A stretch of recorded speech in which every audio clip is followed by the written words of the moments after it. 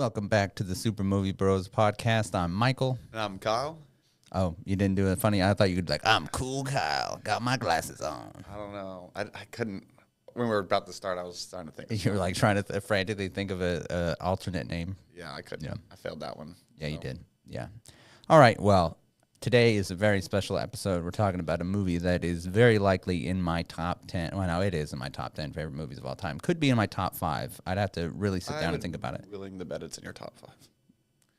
Do you know my top 5? Are you in my head? I know. Get out of my head. Pretty well. All right. The Departed and this, and then maybe Star Wars and some other things. We'll get into that one day. Yeah, talking about Heat, 1995. Al Pacino, Robert De Niro, which is a very Val Kilmer, Michael Mann.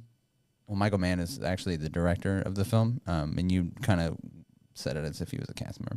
Anyway, I was trying to emphasize the Robert De Niro and Al Pacino because that is actually that was a huge deal. They were both huge movie stars. Have never been in anything together, really. They hadn't been.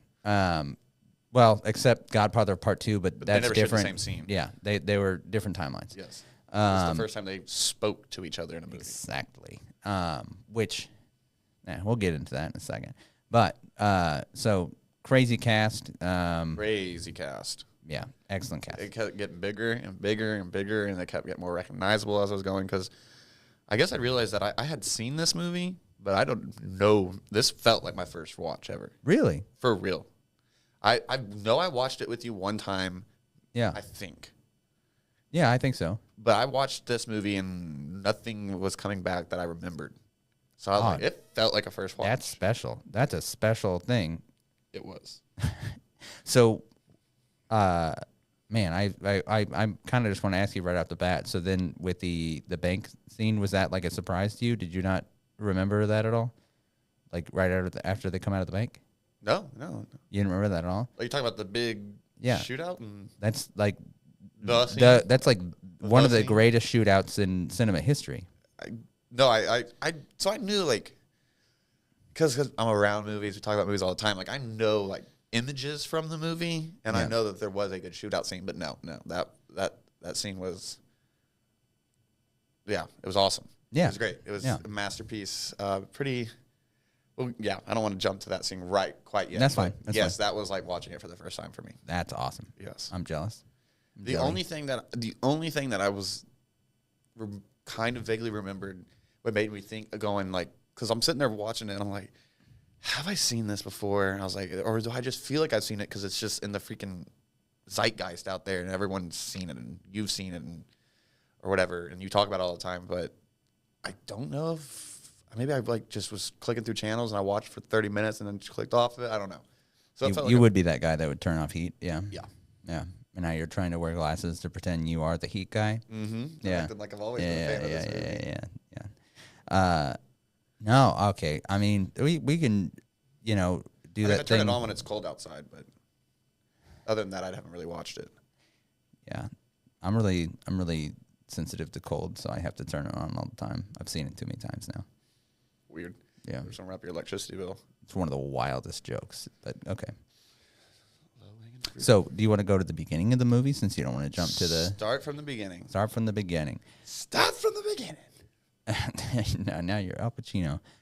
No, I really think the movie has a great opening. It jumps right into one of their jobs. They're getting everything ready, and they got their I don't even know how to do this. They get their the Robert De Niro and Val Kilmer and what's his name, Tom Sizemore getting their crew together. That's his name. Yeah. When I was watching, I couldn't remember his name, but yeah, he's the exact guy in real life that he looks like he would be.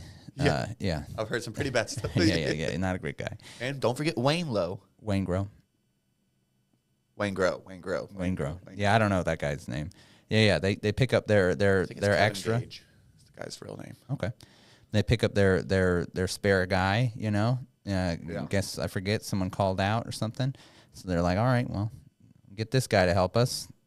To rob this armored car or whatever. Yes. And goes a little wrong because this guy's a little crazy. Wayne Grows crazy, and he's like, hey man, like security guards, just all messed up from the Oh, explosives like, and stuff. He's like, cool it, dude. They can't hear. Yeah, They got blood coming out their ears. yeah, And he's sitting there going, yeah, freaking out, being all like, hey, you trying to start something Yeah, with yeah, me? yeah, yeah. Kills him, and then looking like freaking Con Air, Nicolas Cage. Right. Even though that guy is in Con Air. oh, that makes sense. Yeah. All right, that makes He has sense. a very Con Air look. Yeah, very, very Con Air look to him. I do not want to go moment by moment of this movie, No, you but don't have to. but point is, job goes wrong. They they want to get Waingro. They get the stuff. They get it done, but they're like, this guy screwed it up.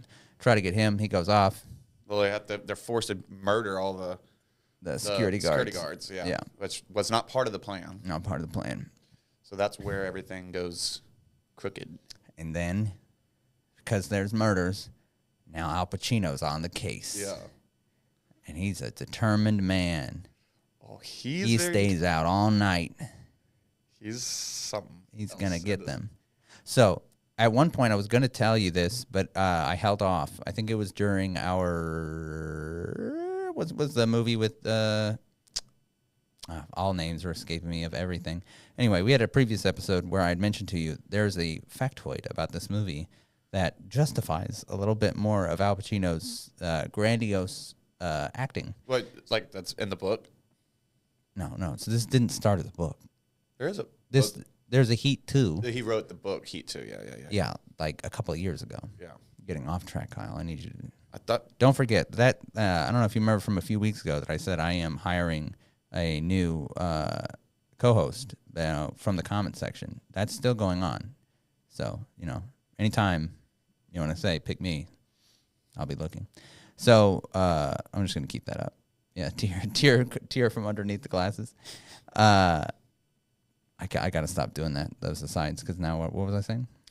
Well, you're talking about why Al Pacino's acting is so over the top. Yeah. So as you're editing movies, things get cut out, and one thing got cut out is that character is a cokehead.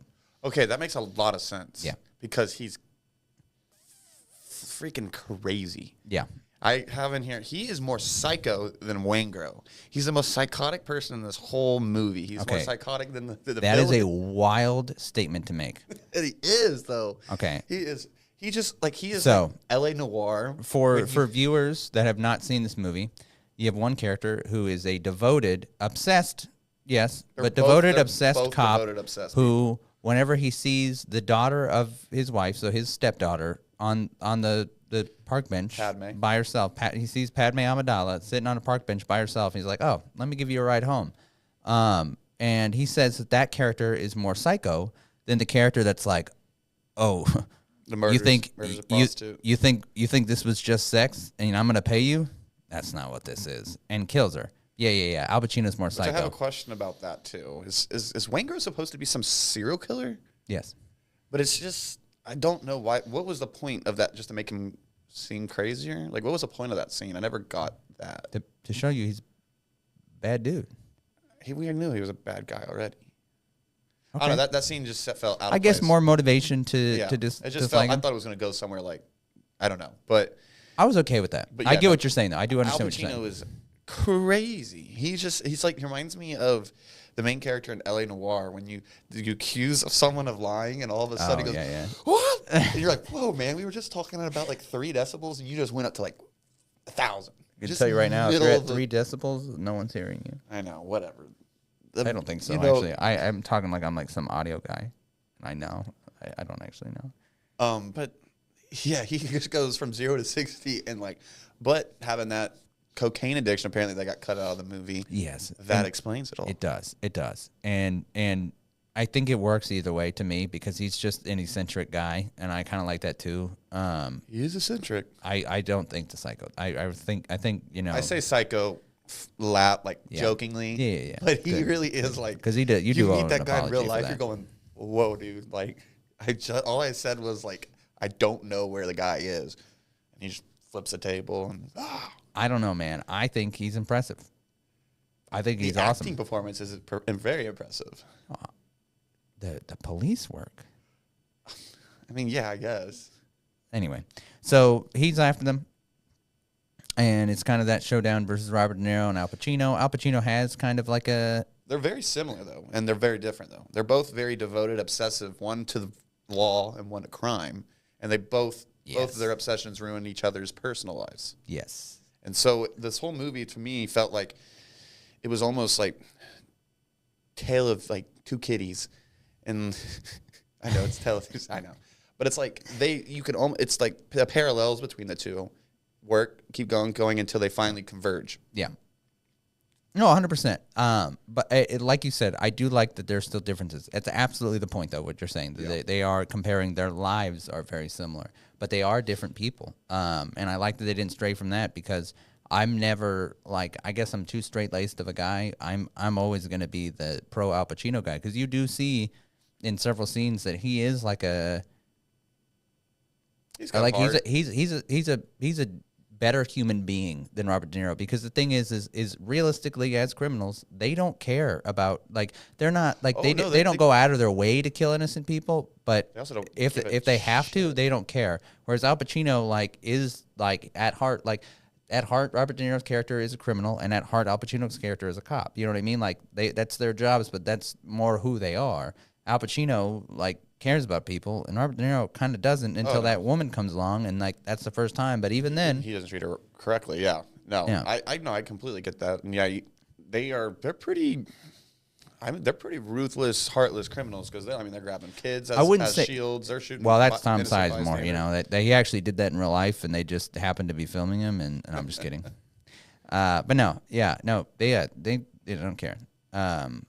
If there was one that I felt like was maybe the least crappy one, maybe Val Kilmer's character.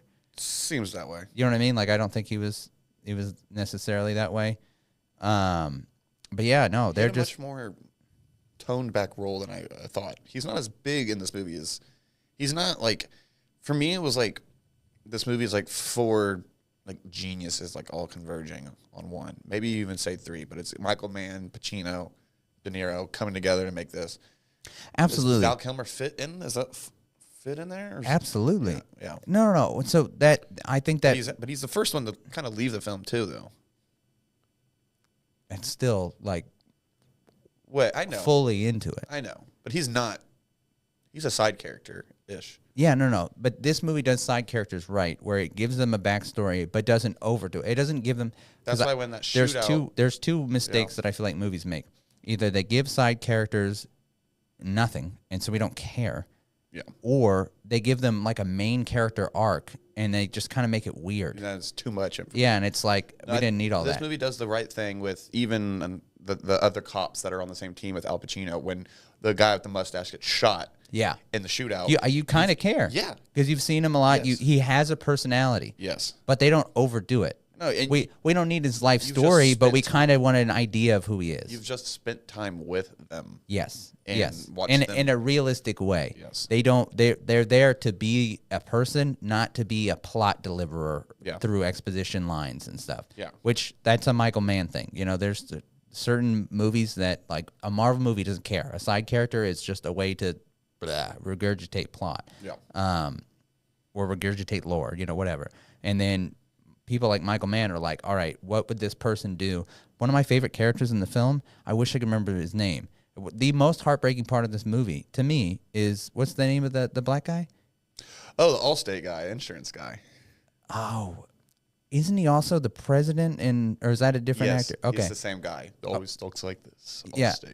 So that's another thing. Yeah, it's just like, I was complaining about Wayne Groves, that random stuff, but that's another thing throughout this movie. You're like, why do I give a damn about this guy getting out of prison and getting a job, and that he doesn't like his job? I mean, you could kind of tell where it was going. Wait, why did you say why do I care?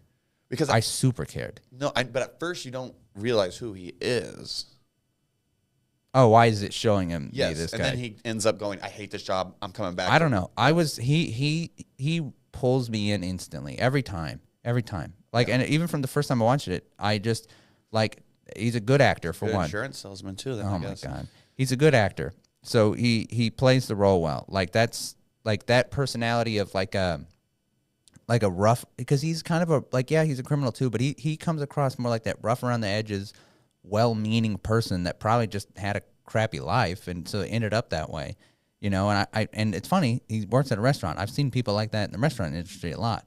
And so he was just a believable guy. I feel like if he's treated well, he won't treat. Yeah, I believe me, I go way too in depth with this character because I love him. Yeah. But if he was treated well, he would have done well. He probably would have been able to do well at that restaurant. He had, like, I guess that his wife or girlfriend there too, who tells, dude, that scene where he's like, he has his boss that treats him like crap, takes 25% of his pay, you know, but he's stuck there because that's the job his parole officer got for him. He needs to keep a job, and you know, he's sitting after work one day, and his wife is all like, he's like, why are you hanging around me? And she's like, I'm proud of you. And he's like, you're proud of me? You know, it's just like a moment where you're just like, you want him to better himself and succeed, you know, despite his crappy situation, you know, that, yeah, of course it's his fault. He's still a criminal. I'm sure whatever he did before was probably pretty serious, but you get what I'm saying. Yeah. And then, you know, at the end of the movie, you know, he's getting, not the end, but like towards the climax of the movie or whatever, he's given that opportunity. He's being treated like crap from his boss. His boss basically tells him,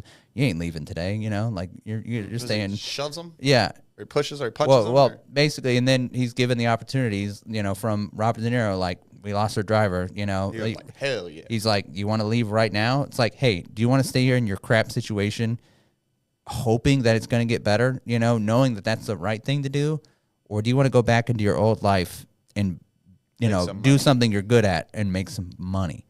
And, of course, it makes sense why someone would make that decision, and then he dies. And then you see his wife or girlfriend, I don't know what she is, but, like, you know, have to deal with that. Like, that's just, like, that, all of that together is probably, this is almost a 3-hour movie. That's probably realistically, like, 6-7 minutes of screen time. If even. Yeah, and it, dude, it breaks my heart, dude. That's your favorite thing from it? I mean, he's my favorite side character. A good little, my favorite character is Al Pacino's character. I'm always behind the obsessed cop, but I'm very happy I spent 5 minutes talking about this side character because I love him that much, and I think that that's how good this movie is it puts little things in there that you can take so much out of. Spoken like a real Allstate man. Yeah. Anyway. But yeah, no, it does well developing. Well, whenever he did, you know, take Robert De Niro's offer, you know, he was in good hands. See, you're good at this, Michael. Yeah. But yeah, so he's just one of many side characters that you end up really like. You even like Natalie Portman's character ends up becoming a huge part of it. Yeah, and she all she is in just a few scenes they show you who she is. Yeah, it's she can't find her berets for her hair, and she freaks out way too much about that. Yeah. So you realize something's a little off with her. And then you see her a little bit just waiting there by herself, and then the next thing you see her, she's tried to commit suicide on it. Yeah. Save her though, but it just adds in more layers. Yeah, there's a lot of layers to, like, no scene. It's almost 3 hours and no scene is wasted. Everything adds something. Well, I will say this. I have it typed out. It does get a little bogged down and slow briefly after the really good opening. After the opening, I get a little, I'm like I think there's just a lot of talking. I forget exactly the scenes, but I just have opening 20 minutes were freaking awesome, and then gets kind of slow for about 10, and then it just picks right back up. I just think that you have to establish character and trajectory, and that's what they were doing. Because I feel like pretty comfortable with the trajectory of the movie, and I know that during that 10 minutes is essentially when Robert De Niro Macaulay meets the girl. Yes, that's stuff that I. And then they're kind of setting up the William Fichtner's character of, we're gonna sell, like, we stole from this guy and we're gonna sell it back to him because he's getting paid back by the insurance anyway. And so he'll make 40%. That's what that actor is. His name. Yeah, William Fichtner. Yeah, he plays that character in so many different movies. Yeah, he's that guy. He's typecast. He's always that guy. the sleazeball corporate guy or something. Kind of, yeah. He's not that in Black Hawk Down, which I'm going to make you watch at one point, but yeah. No, but yeah, that's good. But after that, it just keeps going and keeps going. Yeah. I think the movie, whenever it's focused on Al Pacino, is when the pace is the quickest, you know. And also, even though not just the characters, I'm kind of team Al Pacino over Robert De Niro anyway. I think he's more engaging. I think him being a little frantic kind of helps with that. Robert De Niro is definitely the more subdued of the two. Cool, calm, it's like cool, calm, and collected versus intense and yeah, like you In said, your a little face. crazy and in your face, you know. Yeah. And I like intense and in your face. So speaking of intensity, I really thought, I guess, I don't know why it was my favorite scene, but I think my favorite scene is when Val Kilmer and De Niro go into, I guess it was a bank, and Val Kilmer's sitting there drilling, Yeah, and but they're also getting watched. yeah, By out in the 18-wheeler by Yes. Pacino and his crew. yeah, And there's just something that's actually I find really freaking scary and creepy is when he just kind of takes a step into the shadow, and he's just out of like he's in frame, but you just don't see him at all. Like, Yeah. I was expecting like a cigarette to light up, like Yeah. a little burn or something, and then just a little nuance of just the cop sitting down and his gun bangs on the back. yeah. And then, but then it flips to they have that infrared camera. And then it's just De Niro staring at him through the Yeah. monitor, Yeah. and they're going back and forth. Yeah. Oh, I got goosebumps thinking yeah, about it. yeah. No, No, that is my favorite scene. I don't know why, because it's like they both know they're staring at each other, but they're not. It's this creepy, just through the screen infrared of De Niro, Yeah. and then Pacino sitting there staring back, going like, "This guy's good. Like, yeah, no, this exactly. guy's good. This is gonna be hard." Yeah, And I was like, "Oh man, I love that one." And De Niro just goes in there and he's just like, "Walk out, walk out, walk out." And then he's like, "We can't get him now. Yeah. We can't get him for breaking and entering." yeah, no, 100%. Yeah, I like that one a lot. That was a pretty good one. I really enjoyed that scene. I don't know why, but I really liked No, I get that. No, this movie does a lot of things like that really just, I don't know, it hits home. It hits home really well. And then you get to meet you meet the personal lives of every character almost, Yes, and yeah. almost every character. Yeah, I like that. You just see both sides of their lives on each end, criminal or law enforcement. yeah. Um, I personally think it's always going to be toxic for Val Kilmer and his wife, but man, Al Pacino's wife, if she could just be a little bit more understanding, like he had gotten home late, yeah, I don't like but her. there were she's, bodies she's on my the least favorite. Yeah. And then I'm like, yeah, she could kick rocks. yeah. But all the rest of the wives seem pretty. She seemed a little apologetic and understanding towards the end. Yeah. that is, it just isn't what she wanted. That's okay. Yeah. That's okay. But no, I like it. And then, I mean, we haven't even talked about, Danny Trejo's part of this squad. Oh yeah, I Which forgot I about was that. like, yeah, his character's name? Trejo. Trejo. yeah. I like Gilbert that. Trejo. And I was like, that's awesome. Like, but I've never seen him in such a serious.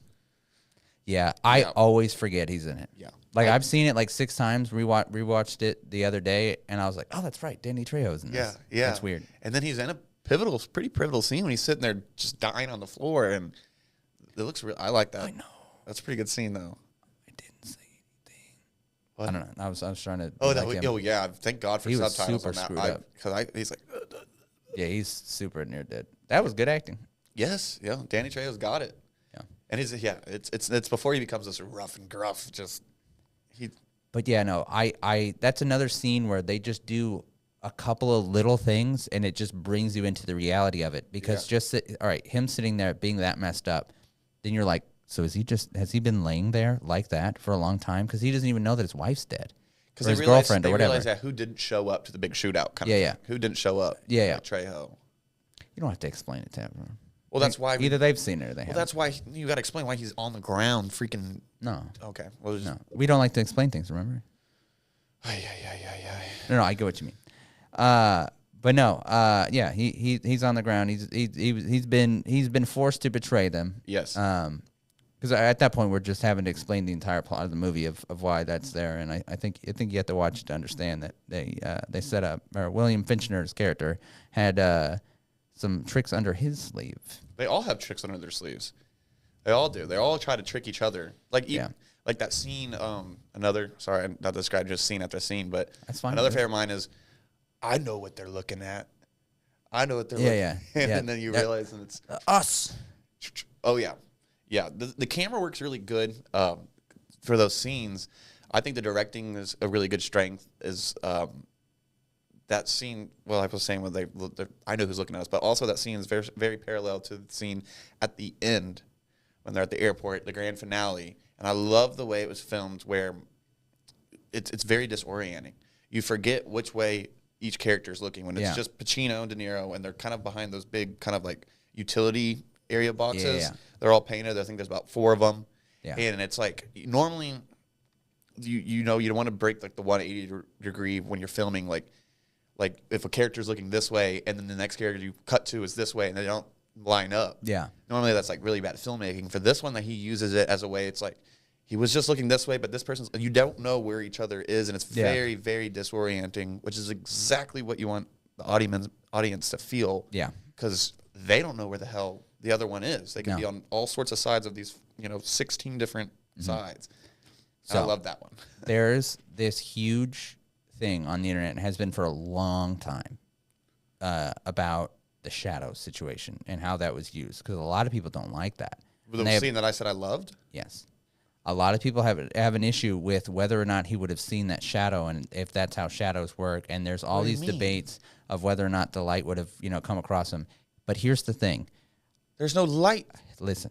Yeah, the lights from the runway lights and everything that shine the shadow on Robert De Niro. Oh, you're talking about, I thought you were talking about the scene where he just steps back into the darkness. Talking about when the planes are coming. Yeah. Okay. That is what you were talking about, right? Yes. I thought you, but the shadow also my favorite scene where he. Yeah. But no, so here's the thing, though. I think all those people are missing the point. That's their debate. No. They're missing the point. The real question, and I looked this up. No one else has asked this. Why did 3 planes land on what looks like the same or very close together runways, all within about 45 seconds of each other? I don't think that's safe. That's just at that point, it's a movie. No, I know, but you know what I'm saying? Yeah. You care that much about the shadows, and I'm like, what about the 3 planes that just landed back to back to back within 60 seconds? Yeah.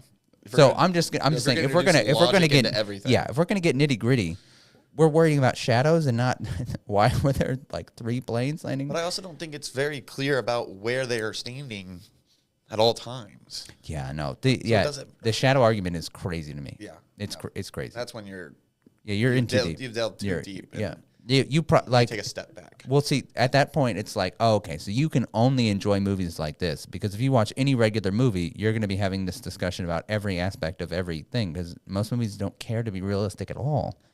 No, so you're spoiled that this movie mostly is, so you're nitpicking the one thing that you might have a question about, and you got it wrong because it's the planes. Yeah, that's something that there's bigger things to talk about than that part. I know. I just thought it was funny. Where does Val Kilmer go after this?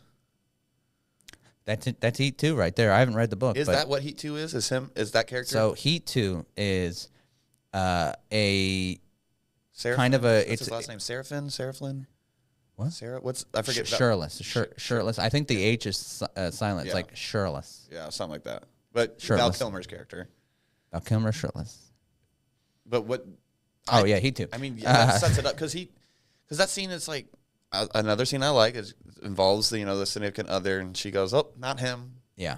And then he just dips out for the rest of the movie. Kind of mad at her for that, because I kind of think that they figure anything out, then the kid's fucked. Because if they figure that out and they punish her for it, her kid's fucked. I think they knew she was lying. They knew right away she was lying, because they were like they checked him out, because once they checked him out and they saw he was fine, then they're like, all right, I guess we're still waiting. So they don't know if they knew she was lying, then they would have grabbed him. Well, they thought she was at least lying enough to check him out. Yeah, and then once they see that she's not, they let him go. So they don't think she's lying. Do you get what I'm saying? So, but they didn't trust her at her word. That only adds to my point that she put her kid's future in jeopardy, because they basically said, he's going to be he's going to be. I was like, first thing I was like, wait, didn't they have a son or a daughter? He's going to be an orphan, if she doesn't cooperate. So screw your husband, save your kid. Anyway, so Heat 2. Heat 2 is going to be, and was as a novel, because they are going to make a movie of it. Yeah. Hopefully made by Michael Mann. Yes, he wrote the novel. I know, but he's getting old. Prequel and sequel. So it shows you a bit of an origin story in, like, I'm pretty sure like Mexico, like them like dealing with like cartels. Okay. Yeah. In the prequel, the Macaulay and all them, not. And I think maybe they're doing like a younger Al Pacino, like starting out, like his like how he was like in the beginning, which I have some questions about how you're going to handle that. Or maybe show him get addicted to coke or something, because either he's just not going to act that way, or he's going to act that way and it's not going to make sense. I don't know if I even want a young Pacino character, though. Really, Like yeah, as I said, I don't know it's that. gonna be I don't know just how well jarring that to would watch work. Someone try Yeah. to be Pacino. Well, yeah. I mean, From just a but here's the casting thing. standpoint. Here's the thing. The sequel is supposedly like the days, hours, like Leading they're up to that first. after. No. So that's the prequels that are like years before, or the prequel part that's years before, and then the sequel part that's like the hours after. You know, the search for Chris. You know, for Val Kilmer. So like, if they're doing it if they do it like that, like the movie like that, then they have to have someone that basically takes over their characters, because Well, I you're know not that. you cannot I know DH them. Austin Butler is supposed to be the guy that takes over for Val Kilmer.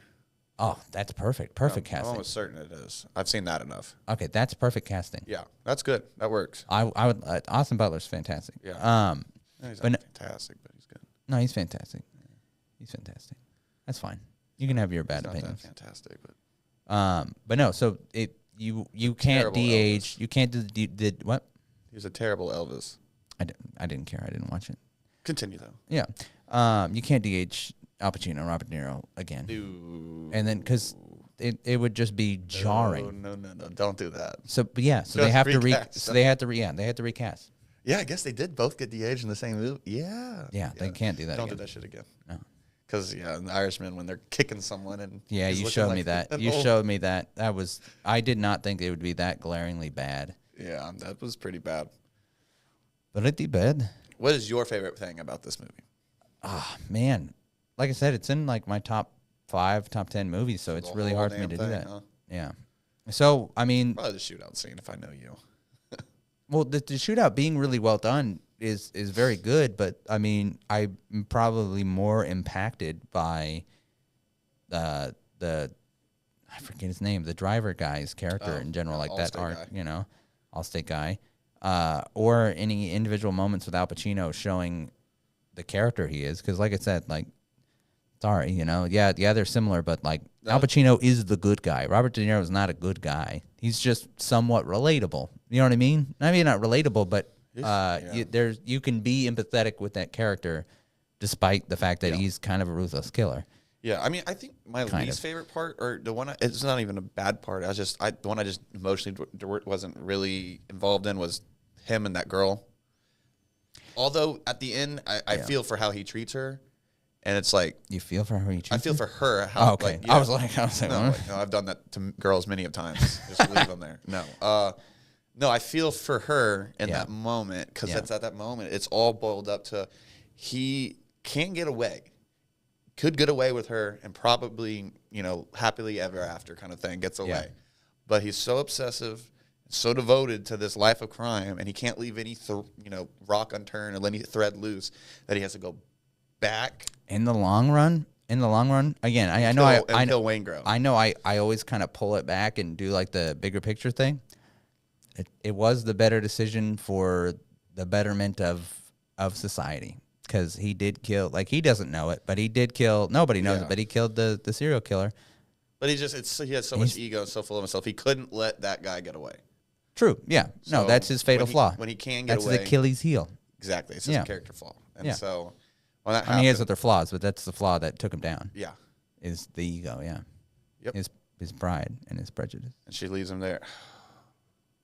And he leaves him there, just sitting there, just kind of like mouth open, just. Yeah, no, like that. I like feel that. for her too. It's funny because you ever rewatch a movie and then you like recognize your changed perspective on things. Yeah. I used to think that there was something wrong with her, and I felt that less this time. She's just a a little lonely quiet. old graphic designer. Yeah. She's a little quiet and she's a little awkward. She is. But I'm like, no, she's just quiet and awkward. I used to think, oh, I think she's a shy, awkward, cutesy girl that is just somehow enamored with this terrible person that kind of just. well, she didn't know he's a terrible person. She didn't, but no, she didn't. But yeah. So I was People like, smoke up her I ass had, to make her think that he's just. yeah.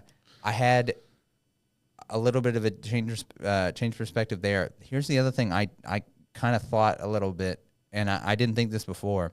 Whenever he tells her, because she's mad at him whenever she first learns, like, oh, you're a criminal.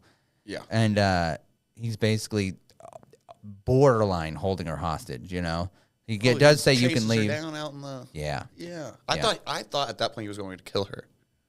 I really did. No, I thought he was gonna have to like, oh, this is another loose end. Yeah, no, I don't think he would. I really thought he was gonna kill her in that. I don't think he'd have done that. But no. Whenever he basically tells her like, I'm lonely or whatever. At this point, I was like, wait a minute. Do you? I kind of think maybe he just said that because he knew that would win her over, and he didn't mean it. Yeah, I think so. I never thought that before. I thought maybe he was like, oh, it was being a moment. But I was like, no, I think you just know what to say to get her because yeah, I think he was manipulating her. Oh yeah, you're gonna chase a girl up a hill and tackle her. Yeah, he didn't tell her. Oh, lonely. I don't know. It's another thing that adds to the depth. The idea that he was being a little manipulative. Because I don't think he's being like 100% manipulative. I think it's like 75-25. Like I think there's a part of him that lies to himself about who he is. So he's kind of like, no, I am lonely. But he also knows if I say this might work. You know what I mean? Yeah. I don't know. He's that's his mind. That's how his mind works. Yeah. So how do you feel though about like the ending in the sense of that being the final showdown between the two of them? And I liked it. I liked the way and are they holding hands at the end? Yeah. I liked it. Loved it. I really liked it. Great. I've always loved this movie. Literally, I got on Letterboxd and all I did was all my review is just chef's kiss. Would you give it out of 5? It was 4.5 out of 5. I hate you. Is it 5 out of 5 for you? No, it's the fact that you gave. All right, so this movie, a cinematic masterpiece, one of the greatest movies of all time. Yes. No, listen to me. No, I'm talking. So, I don't know why I had to do that, but the idea. I always ask you this, and you know what I'm going to get it back to. This movie, cinematic masterpiece, like that. All right, another thing, that reload that Val Kilmer does in the middle of the shootout, like they are taught, like that literally has been shown to multiple like classes of Marines of a perfect reload. And that's just Val Kilmer got that good. That's like the technical stuff that goes into this movie and how serious everyone took it and everything else we've talked about and everything anybody else would say about it and everything Michael Mann puts into it and everything that Michael Mann is. 4.5 out of 5. What's a 5 out of 5 for Kyle? Avengers Endgame. What am I doing here? Hey, pick me in the comments. I'll pick you. Just all you have to do is tell me that Heat's a 5 and Avengers Endgame is like a 3.5 or a 4. That's all I need. If you go below it, cool. I'm cool with you too. We'll talk shit about it. I will never live that. How is this a 4.5 and Avengers Endgame is a 5? I don't remember ever giving Avengers Endgame 5 out of 5. Will you change that for the on the show? Yeah, sure. No, I have to rewatch it and then I'll give it. I'm not. Oh, you have to You think you might actually be correct about that rating?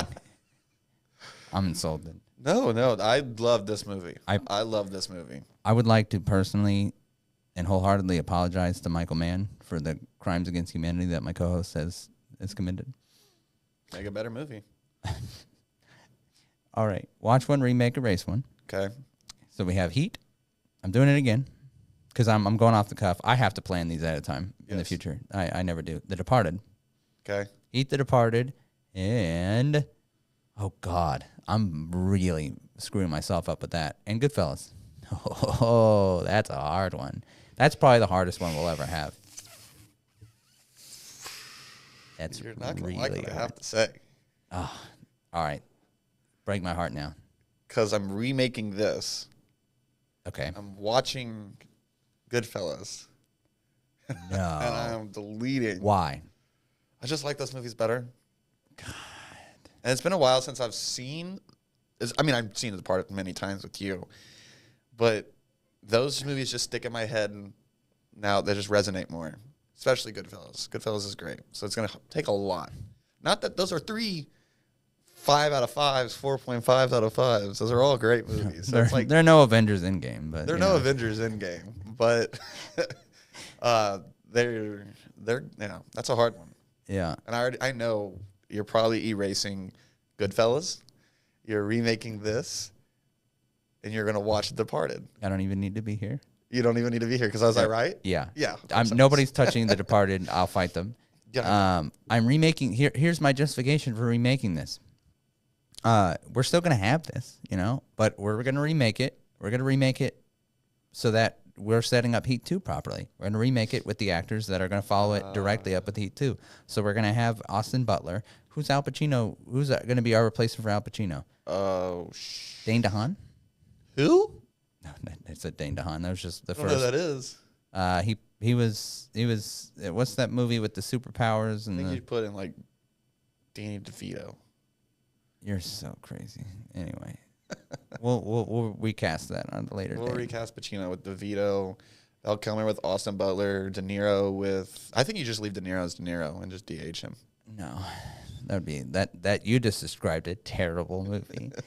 Austin Butler's the only one that's like the age that he should be, but like they just treat it all seriously. DeVito running down the hospital with like a little baby Portman. Not today. Not today. Yeah, not today. Sir, if your legs were 4 inches longer, I think you would have made it in time. We didn't even talk about the whole Yeah, iconic scene, but everyone's seen that. yeah, She's got a great ass. yeah. It's just fun to say. Yeah. But I yeah, had a different Would you recommend line. this movie to people? I absolutely would. I know. Pretty sure. But yeah, that's been Windy City Heat. Windy City Heat. I never said my line. So what I was going to do is I was going to wait for, and I had the opportunity. And I realized it after. It's the don't waste my motherfucking time. And I was going to be like, don't waste my motherfucking time. I love But that scene. Yeah. I never found a second time to I do never it. wasted your time today. So No, but so I was going to say from your perspective, when you were like, those 10 minutes, I was like, oh, did you just feel like, don't waste my motherfucking time? But even then, that wouldn't have sounded that great. Anyway. he's good. That's a good. I actually like laughed my ass off when I heard that. I don't Yeah. know if it's supposed to be a funny line. It's just Al Pacino at his most Al Pacino, and just like he's Yeah, walking it's away and weird. going, It's so weird because I feel like in any other movie, we'd be kind of complaining about it. And it works. You know what? It The works. only other movie he acts like this is Jack and Jill. Oh, Adam that's Sandler. hilarious. That's hilarious. He's so much like that, and I think, but Yeah. we'll have to. Another little trivia bit for you guys, if anyone cares. Yeah, and that's with some trivia. Yeah, another cool little tidbit. You know this scene that we didn't even talk about, the big, like, what's like the most iconic scene, which is them sitting at the diner together and Yeah. talking, to each other, like them face to face, which was both big for the movie, but also big for them as actors. Yeah. To sit down and have a scene together where they talk to each other and kind of relate to each other. So they did that. I'll admit, I don't remember exactly if it was like they did it like during like a busy time or what, but like, It's all actual. yeah, all the people that's like a real diner and people actually work there. And the only way they were able to do that is, like at the end of production, he gifted all of the workers SAG cards. Really? Michael Mann did, yeah. That's cool. So it's cool. Yeah, He seems like a cool guy. yeah. Well, he gifted it to them because that's the only way they has could use the scene. But it's also like, oh, it's cool. They could use that if they wanted to. Yeah, no, that's Cool little tidbit. Well, that's Cool, cool. cool little Very trivia. cool. Yeah. Very cool. Yeah. Very cool movie. Very, very heat movie. Yes. Very hot movie. All right. Well, that has been Heat. Yes. It's all downhill from here. So, yeah. We only have a few movies that we could watch and then review that'd be better than this. So This is Michael's peak. one of my peaks. Yeah. You killed my other peak. Yes. So whenever we talk about The Departed, I will be holding a grudge against Kyle. I don't know when we'll do that, but I will remember my grudge. Don't worry, everybody. And until next time. Yeah, until next time. Thanks for watching. Thanks for listening. I don't know if I'll be here, but You don't know if you'll be here? yeah, you said you're finding a new co-host, so Oh, yeah, he for sure won't be here. See ya. It'll be one of you guys. Bye. bye-bye.